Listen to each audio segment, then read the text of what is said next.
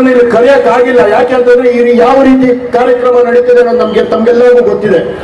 ಯಾವುದೋ ವ್ಯಕ್ತಿ ಕೇಂದ್ರಿತವಾದಂತಹ ಕಾರ್ಯಕ್ರಮ ಇದಲ್ಲ. ಯಾರೋ ಒಬ್ರು ಮಾತಾಡ್ಬೇಕಾಗಿರೋದ್ರಿಂದ ನಾನು ಮತ್ತೆ ವಿಶ್ವಣ್ಣ ಜೊತೆಗೆ ನಿಂತಿದ್ದೀವಿ, ಅಷ್ಟು ಬಿಟ್ರೆ ನಾನು ಮತ್ತು ವಿಶ್ವಣ್ಣ ಸಹ ನಿಮ್ಮಂತವರೇ ಅಂತ ಹೇಳೋದಕ್ಕೆ ಇಷ್ಟಪಡ್ತಾ, ಅಷ್ಟು ದೂರದಿಂದ ತಮ್ಮೆಲ್ಲ ಕಾರ್ಯಕ್ರಮಗಳನ್ನ ಬಿಟ್ಟು ನಮ್ಮ ಚಿಕ್ಕಬಳ್ಳಾಪುರಕ್ಕೋಸ್ಕರ ನನ್ನ ತಮ್ಮ ಇಲ್ಲಿದ್ದಾನೆ, ಅವನೊಂದು ಹೋರಾಟ ಮಾಡ್ತಿದ್ದಾನೆ. ಅವನೊಂದು ಹೋರಾಟ ಮಾಡ್ತಿದ್ರೆ ಅದು ನ್ಯಾಯಯುತವಾಗಿರುತ್ತೆ ಅಂತ ತಿಳ್ಕೊಂಡು ಇಲ್ಲಿವರೆಗೂ ಬಂದು ನಮ್ಮ ಹೋರಾಟಕ್ಕೆ ಆನೆ ಶಕ್ತಿಯನ್ನ ಕೊಟ್ಟಂತಹ ವಿಶ್ವನಾಥಣ್ಣನವರಿಗೆ ಸ್ವಾಗತವನ್ನ ಕೊಡ್ತಾ, ಏನಿವತ್ತು ಬಜೆಟ್ಗೆ ಮೊದಲೇ ನಾವು ಸವಿನಯವಾಗಿ ಮತ್ತು ಆಗ್ರಹಪೂರ್ವಕವಾಗಿ ಸರ್ಕಾರವನ್ನ ಮತ್ತು ಸರ್ಕಾರವನ್ನ ನಮ್ಮನ್ನ ಪ್ರತಿನಿಧಿಸುವಂತಹ ಶಾಸಕ ಪ್ರದೀಪ್ ಈಶ್ವರ್ ಅವರನ್ನ ಮತ್ತೆ ಹೇಳ್ತಾ ಇದ್ದೀನಿ, ಶಾಸಕ ಪ್ರದೀಪ್ ಈಶ್ವರ್ ಅವರನ್ನ ಇಡೀ ಚಿಕ್ಕಬಳ್ಳಾಪುರ ತಾಲೂಕು ಹಾಗೂ ಮಂಚನಹಳ್ಳಿ ತಾಲೂಕಿನ ಪರವಾಗಿ ನಾವು ವಿನಂತಿಸಿದ್ವಿ, ಆಗ್ರಹ ಮಾಡಿದ್ವಿ. ಬಜೆಟ್ ನಲ್ಲಿ 3ನೇ ಹಂತದ ಶುದ್ಧೀಕರಣಕ್ಕೆ ನೀರಿಡ್ಲೇಬೇಕು, ಹಣ ಕೊಡಲೇಬೇಕು ಅಂತ.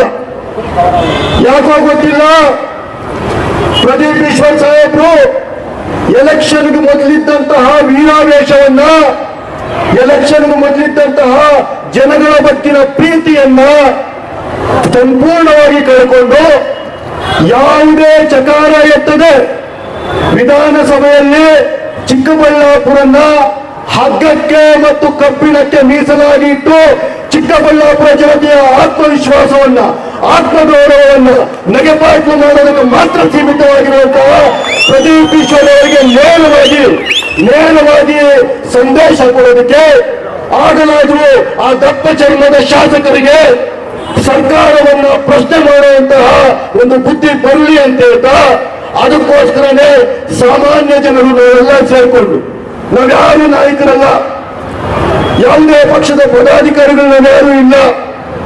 ಯಾವುದೇ ಪಕ್ಷದ ಪದಾಧಿಕಾರಿ ಆಗಿಬಿಟ್ರೆ ಈ ರೀತಿಯ ಹೋರಾಟಕ್ಕೆ ಶಕ್ತಿ ಬರುತ್ತೆ ಅಂತೇಳಿ ಆ ಪದಾಧಿಕಾರಿಯಿಂದ ತೆಗೆಸಿದಂತಹ ನಾಯಕರಿರುವಂತಹ ಈ ಒಂದು ನನ್ನ ನಾಡಿನಲ್ಲಿ ಸ್ವಾಭಿಮಾನಿ ಜನಗಳು ಸಹ ಇದ್ದೀವಿ.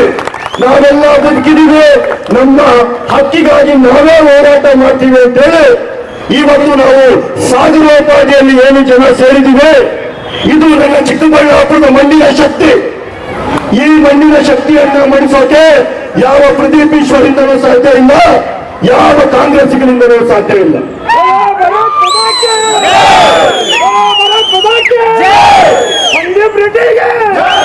ಅಣ್ಣ, ನಿಮಗೆ ಹೇಳಕ್ ಇಷ್ಟಪಡ್ತೀನಿ, ಇಡೀ ಚಿಕ್ಕಬಳ್ಳಾಪುರ ಜಿಲ್ಲೆಯಲ್ಲಿ ಏನಂತ ಗೊತ್ತಿಲ್ಲ, ಕೇವಲ ಚಿಕ್ಕಬಳ್ಳಾಪುರ ಕೆರೆಗಳಿಗೆ ಮಾತ್ರ ಈ ಒಂದು ಅಶುದ್ಧ ನೀರನ್ನ ತುಂಬಿಸುವಂತಹ ಕೆಲಸವನ್ನ ನಾಯಕರು ಕಂಟಿನ್ಯೂಸ್ ಆಗಿ ಮಾಡ್ಕೊಂಡು ಬರ್ತಿದ್ದಾರೆ. ಇದರ ವಿರುದ್ಧ ಹಲವು ಹೋರಾಟಗಳನ್ನ ನೀರಾವರಿ ಹೋರಾಟಗಾರರು ವಿವಿಧ ಸಂಘಟನೆಗಳು ಮಾಡಿದ್ರು ಸಹ ಇವತ್ತು ಸಹ ಒಂದಷ್ಟು ಸಾವಿರ ಕೋಟಿಗಳನ್ನ ವ್ಯಯಿಸಿ ನನ್ನ ಚಿಕ್ಕಬಳ್ಳಾಪುರದ ಜನರಿಗೆ ಒಂದು ಶುದ್ಧ ನೀರನ್ನು ಕೊಡುವ ಒಂದು ಮನಸ್ಸು ಮಾಡ್ತೀರಾ? ಅದು ನಾನು ತುಂಬಾ ನೋವಿನಿಂದ ಹೇಳ್ತೀನಿ ಅಣ್ಣ. ಪ್ರತಿ ಊರಲ್ಲೂ ಡಯಾಲಿಸಿಸ್ ಅಂದ್ರೆ ಏನಂತಾನೆ ಗೊತ್ತಿರಲಿಲ್ಲ ಅಣ್ಣ ನಮ್ಗೆ. ಎಲ್ಲ ಊರಲ್ಲೂ ಮನೆಯಲ್ಲೂ ಬೀದಿಯಲ್ಲೂ ಡಯಾಲಿಸಿಸ್ ಮಾಡಿಸ್ಕೊಳ್ಳುವಂತ ಪೇಷಂಟ್ಗಳನ್ನ ಈ ನನ್ನ ಸರ್ಕಾರ ಮಾಡಿಕೊಟ್ಟಿದೆ ಅಣ್ಣ. ಈ ಸರ್ಕಾರದ ಗ್ಯಾರಂಟಿ ಏನಂತಂದ್ರೆ ಡಯಾಲಿಸಿಸ್ ಗ್ಯಾರಂಟಿಯನ್ನ ನನ್ನ ಚಿಕ್ಕಬಳ್ಳಾಪುರದ ಜನಕ್ಕೆ ಕೊಟ್ಟಿದೆ ಅಣ್ಣ. ಯಾವುದೇ ಲಾಭ ಕೊಡಗಾಗ್ತೀರ, ನಮಗೊಂದು ಚೂರು ನೀರು ಕೊಡಪ್ಪ ಅಂತ ಕೇಳಕ್ಕೆ ಆರ್ತನಾದ ಇಡಕ್ಕೆ ಬಂದಿರೋ ನನ್ನ ಜನಗಳ ಮತ ಇವರು ಯಾರಿಗೂ ಈ ಒಂದು ಮುಕ್ತ ಮನಸ್ಸುಗಳು ಸರ್ಕಾರಗಳಿಗೆ, ನನ್ನ ಸರ್ಕಾರವನ್ನ ನನ್ನ ಜನಗಳನ್ನ ಪ್ರತಿನಿಧಿಸುವಂತ ಶಾಸಕರಿಗೆ ಯಾಕೆ ಕಾಣಿಸ್ತಾರೆ ಅಂತ ಗೊತ್ತಿಲ್ಲ. ಇದೇ ಪ್ರದೀಪ್ ಈಶ್ವರ್ ಅವರು ಎಲ್ಲ ಎಲೆಕ್ಷನ್ ಮೊದಲು ಹಲವು ವಿಡಿಯೋಗಳನ್ನ, ಪ್ರತಿಯೊಂದು ವಿಡಿಯೋದಲ್ಲೂ ಏನ್ ಕಾಯಿಲೆ ಬರುತ್ತೆ, ಏನ್ ತೊಂದರೆ ಆಗುತ್ತೆ ಅಂತ ಜನಗಳಿಗೆ ಸವಿವರವಾಗಿ ಹೇಳ್ತಾ ಇದ್ದಂತಹ ಮೆಡಿಕಲ್ ಮೇಸ್ಟ್ರು ಇವತ್ತು ಜಾಣ ಮೌನವನ್ನ ಒಂದು ಆವರಿಸ್ಕೊಂಡಿದ್ದಾರೆ. ಜೊತೆಗೆ ಹೇಳ್ತಾರೆ, ಒಳ್ಳೆ ನೀರು ತರಬೇಕಂದ್ರೆ ನನಗೆ ಪವರ್ ಕೊಡಿ, ಪವರ್ ಅಂತ. ಇನ್ನೇನಿನ ಪವರ್, ಅತ್ಯುತ್ತಮವಾದ ಪವರ್ ನೋಡಿ. ಬರೀ ಶಾಸಕರಾಗಿ ಯಲಹಂಕವನ್ನ ಮತ್ತೊಬ್ಬ ಕೆಂಪೇಗೌಡರು ಅಂತ ಹೇಳ್ತಕ್ಕಂಥ ಒಂದು ಅಷ್ಟೊಂದು ಕೆಲಸ ಮಾಡಿದಂತಹ ಆ ಶಾಸಕರನ್ನು ನೋಡಿ, ಇಲ್ಲೇ ಪಕ್ಕದಲ್ಲಿ ದೊಡ್ಡಬಳ್ಳಾಪುರದಲ್ಲಿ ನಿಮ್ಮದೇ ವಯಸ್ಸಿನ ನನ್ನ ಬಿಜೆಪಿ ಶಾಸಕರನ್ನ ನೋಡಿ ಅಷ್ಟೇ ಅಲ್ಲದೆ ನೆಲಮಂಗಲದಲ್ಲಿ ಒಬ್ಬ ದಲಿತ ಶಾಸಕ ಕಾಂಗ್ರೆಸ್ ಅವರೇ ಇರ್ಬೋದು, ನೀರು ಬೇಡ ಅಂತ ಹೇಳಿದ ಅಂತಹ ಶಾಸಕರನ್ನು ನೋಡಾದ್ರು ನನ್ನ ಶಾಸಕರಿಗೆ ಬುದ್ಧಿ ಬರಲಿಲ್ಲ ಅಂತ ನನ್ನ ಜನ ಮೌನವಾಗಿ ಓಡಿಸ್ತಾ ಇದ್ದಾರೆ. ಸಿದ್ದರಾಮಯ್ಯನ ಹತ್ರ ಹೋಗಿ ಕೆಲಸ ಮಾಡಲಿ.